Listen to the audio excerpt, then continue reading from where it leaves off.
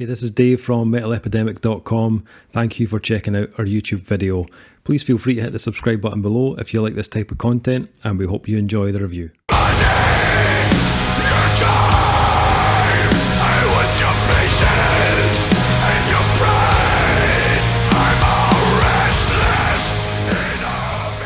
What is up, guys? Dave here from Metal Epidemic, joined by Mad Kyle. And we are back for a brand new album review. And for this review, Kyle and I have been checking out the new album from Pennsylvania death metal quartet Rivers of Nihil. This is a quartet? Hold on. Yeah. What? There's only four. Wow. Is it? Hold on. Yeah. Have I got that wrong? 2, 3, 4. No. Quintet. Quintet, sorry. Yeah. All right. That makes more sense. Yeah, quintet, sorry. Miscounted them. The band's new album, The Work, will be released on September 24th via Metal Blade Records. This one comes 3 years since the release of the band's third album, Where Owls Know My Name. The guitars and synths and keys for the album were tracked at guitarist Brody Utley's home, his studio, and then the band then went back for the third album in a row to Carson Slovak and Grant McFarland at Atrium Audio to do drums, vocals, bass, sax and mixing. The album also features guest spots from James Dorton of Blackground Initiate, providing vocals on Episode. Grant McFarland, who appeared on the last album, plays cello on The Void, from which no sound escapes. And Utley's friend Stephen Lopez helped out with a lot of the field recordings, which were an integral part of the sonic textures of the record. So, this has been one of those albums that people have really been super excited to hear in 2021. If you've heard the last album, Where Owls Know My Name, you'll know this band. They don't fuck around. They are one of those bands that consistently put out very strong albums. And being a fan of that last release, I was pretty excited to hear where they were going to go and how they were going to try and outdo that last album.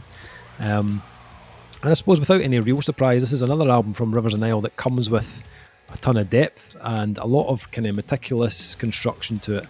I think because of that, it can be quite a kind of cerebral first listen. I found myself a little bit kind of speechless on my first run through this album. There's quite a lot to take in, a lot to kind of digest musically. And I usually take some notes, as I'm kind of listening to an album for the first time, but there were so many kind of elements that make this album up. I didn't really know kind of where to start on it. My second listen to this, however, things started to fall into place, and I could kind of understand what type of follow-up they were going for with the work. Although this has similarities musically to the last album, it doesn't feel like they've just regurgitated another version of it.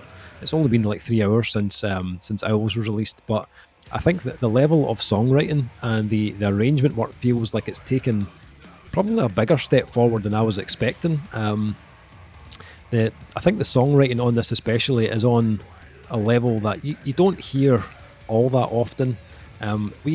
Myself and Kyle, we listen to a ridiculous amount of albums. On a monthly basis, there's tons of stuff comes in. But I think when you hear something like this, of this kind of level, which is so kind of intelligently written, but also has depth and emotion to it, it does stand out, clearly from other albums that you're checking out. And even though I was kind of speechless when I was listening to it first time through, I kind of knew I was listening to something great at the same time. I think, although it's definitely different from that last release, this album still has those big, kind of thick, dissonant, progressive death metal moments. That kind of weighty tone that from past albums is still there, and still quite reminiscent of bands like Blackground Initiate or Fallujah.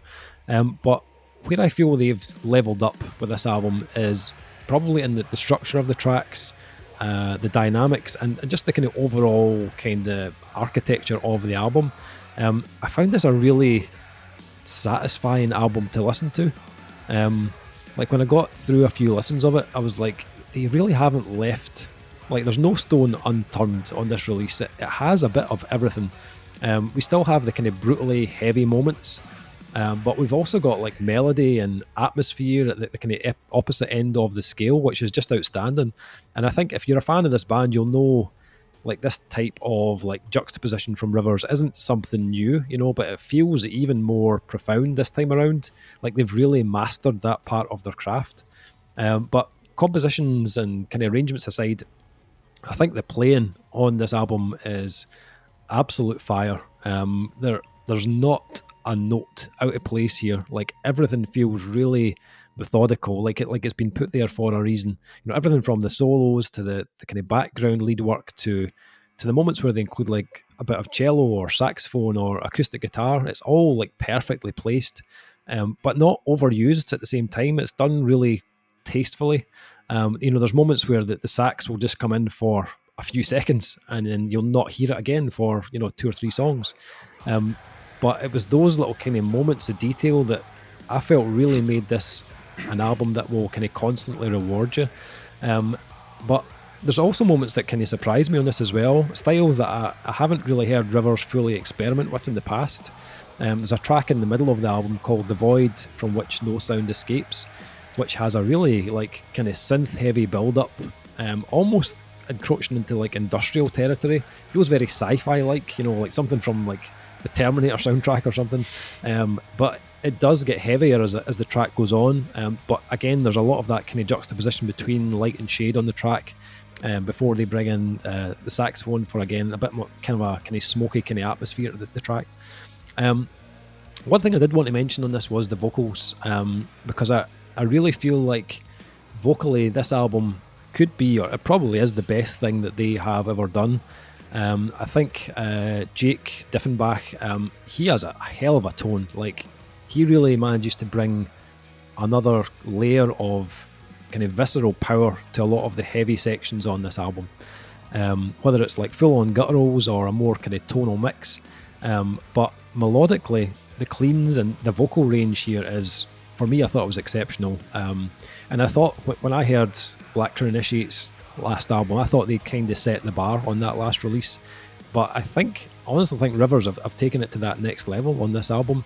There's parts of this that I felt were very resonant of Thomas Giles from Between the Buried and Me, which I'd never really noticed before. But the harmonies and the vocal melodies are so well executed on this. I'd say like my kind of vocal highlight of the album was probably a track called Maybe One Day, which was just goosebumps like all the way. I just thought it was absolutely perfect. Even the way they integrated the cleans with the harsh vocals, I thought were absolutely spot on. And the cleans are just hit that sweet spot every time on that track. I also think dynamically this is by far the best thing they've delivered.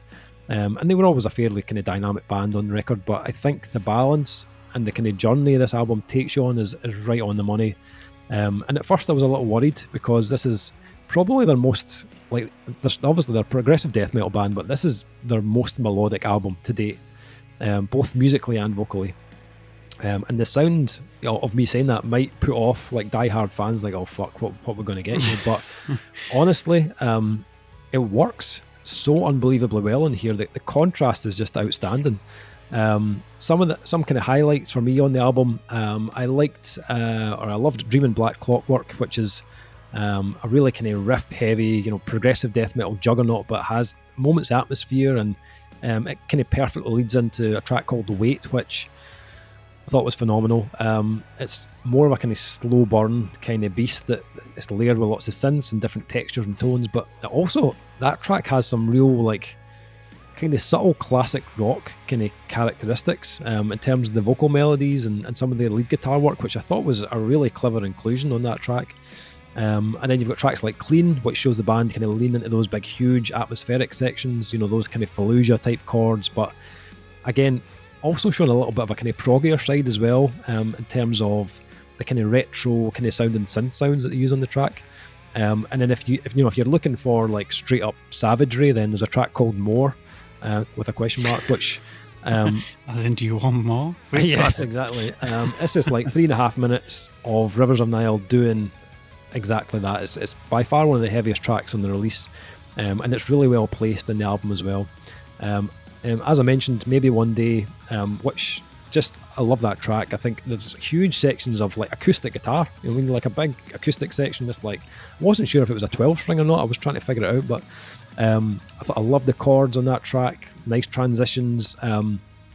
Reminded me a little bit. There's a band called Arctic Sleep that I'm a big fan of. They're more kind of doomy, but it reminded me of Arctic Sleep. So this track really appealed to me, that track. But this is what you get with this album. You know, the song structures, the styles have blended, really captivating and ambitious, but not too excessive at the same time. I think they've got the balance on this perfect, and those transitions from the kind of extreme and the clean stuff, just so smooth. Same with the production. You know, I haven't really touched on that at all, but I think the production is excellent on this. Like the mix, I think for me is really spot on. Everything's really audible, especially the bass. You know, there's a track called Focus, I think it was Focus, and the bass is just sitting really thick in the mix, but it feels like it kind of holds everything together. I thought that the production just really delivered when it needed to. When it hit you with the kind of sonic stuff, it was spot on, but then at the same time, the kind of production techniques they've used really helped deliver the more kind of subtle, kind of gentler side of the album too. But I'll let Kyle say more on that one. That's probably more his wheelhouse. But I really don't have anything negative to say about this one. Even the runtime, you know, it was just over an hour. I felt like there was more than enough to keep you engaged for the hour. It didn't become repetitive. It didn't get too experimental, you know, or too progressive that it becomes exhausting to listen to either. Or pretentious either. Or pretentious, yeah, absolutely. I mean, I'd read, like, beforehand, before hearing this album, I'd read online various tweets and posts and stuff about how this was going to be like album of the year type material. And I generally don't put much weight behind comments like that, because I think one person's assessment of an album of the year can be totally different, you know, to someone else's.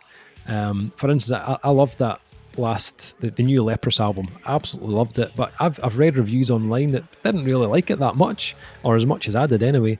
But that being said, I think I'm in agreement that this is of that caliber, and I'll be really surprised if we don't see this in a lot of the kind of end of year lists in 2021.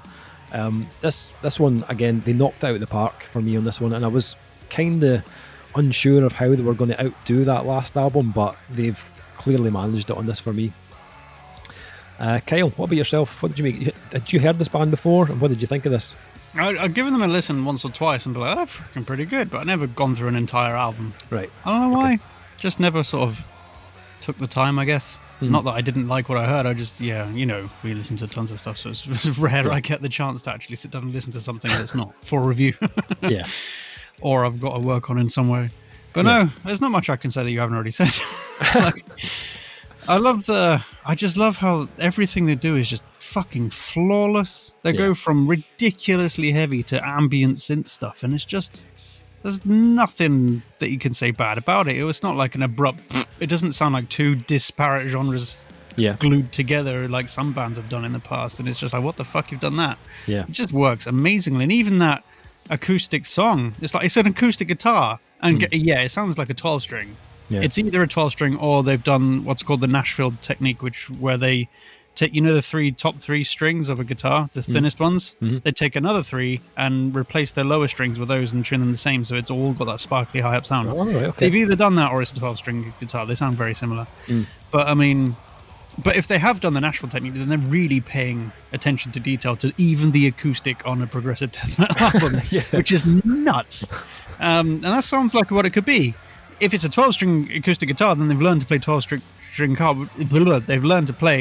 guitar, which is not easy to do because, you know, being a guitarist and everything, I've tried it and it can get hard. I mean, it's an extra string per. I know it's thinner, but it's an extra string per string. Course, you know, it's a 2-course instrument, so it's crazy. Yeah. But I mean, and the dude's voice, man, it goes crazy metal, and then it goes serious blues, you know. Yeah. Like. And the classic rock licks in there as well. Oh, they were just that was clever. I liked that. I loved it. It was, sometimes I was like, has this gone too far? But then no, because it works so well, and it just seems like such a good choice. Yeah. And I love that about them. They're just not afraid to just go off and do whatever the fuck they like. They're like, we don't give a crap if the hardcore death metal fans are not going to like this. We're us. Screw you. Yeah. And like you mentioned, I've got in capital letters, I think it's the biggest note on my entire sheet because I hand wrote them, dat bass. Holy shit. Yeah. It is a serious foundation for everything else to stand, but it stands up on its own as well. It's not only is it like the bedrock of all other instruments of that is on this album, but it just it's so well placed and just works to keep everything together. Yeah. No matter where it's used, if it's on some, the acoustic stuff or the heavy metal stuff, it's crazy. Yeah. I was on the first listen, I was like, some of these songs are a little bit long. Like that last song is 11 and a half minutes long. Yeah. But that's the only. But then I didn't feel that on the other listen throughs, on the other playthroughs. Yeah. I really didn't. I think I got into it more, and I was a bit more like on board with what they were trying to do. So I didn't feel that at all. It was only on the first listen. I think because they give you so much throughout the album. Yeah. It doesn't feel like you're listening to a very repetitive, progressive death metal album. There's so many styles and different routes to take. So it doesn't even feel like an hour, to be honest. Like I listened to it, a good 5-6 times. And I never felt like, oh, this is getting, it's too long, or these tracks are going on for far too long. I never felt that at all. I was totally like engaged in it the whole time. Yeah, definitely. I love that they take it up and down and up and down, and it flows really well. It's not like they don't have like what's the word? You can guess that there's something new coming. Now they're going to do another down part, and then it just comes and it flows, and it's so natural. It's really, really. And you say it's only 3 years since their last album. Mm-hmm.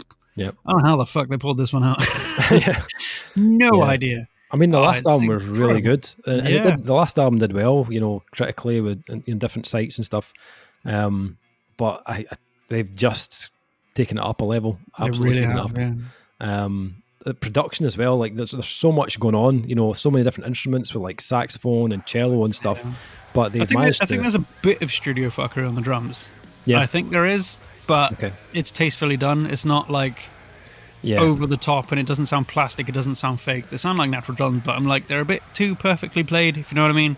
So I don't know, but I mean, considering everything else, I think I can let it slide this time, because the rest of it's just, the attention to detail is nuts. Yeah, absolutely. I'm not a fan of it at all, but I mean, it's their choice. Yeah, but I mean, I think when the rest of it sounds this good, you can just sort of go, okay, fine, we'll leave it there. That guitar tone as well, like when it kicks into those heavy parts, wow, it's just insane. It's like black metal grew up.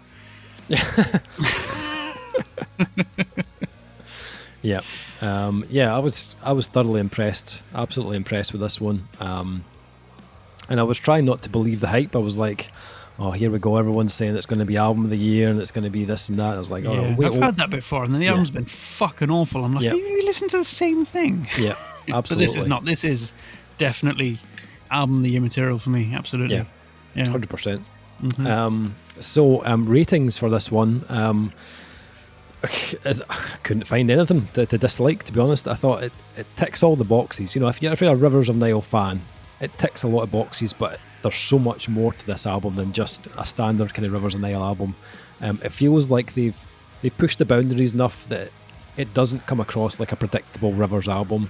This feels like they've moved into the next kind of stage of their career. And for me, this is their best album to date. I don't know how they better this release, but I am excited to hear what happens next, whatever it is. I'm going to go 5 out of 5 on this one. Loved it. Kyle, what do you think? Oh man, that's a horrible thing to do to me, isn't it?